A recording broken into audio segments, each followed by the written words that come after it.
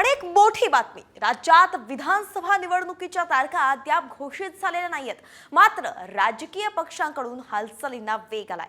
यातच आता मुख्यमंत्री एकनाथ शिंदे हे दिल्ली दौऱ्यावरती जाणार असल्याची माहिती सूत्रांनी दिली आहे. मुख्यमंत्री एकनाथ शिंदे यांच्या सोबत उपमुख्यमंत्री देवेंद्र फडणवीस हे सुद्धा आज दिल्लीला जाण्याची शक्यता आहे. केंद्रीय गृहमंत्री अमित शहांसोबत त्यांची बैठक होणार आहे. जागा वाटपाबाबत या बैठकीत चर्चा होण्याची शक्यताही वर्तवली जाते आहे.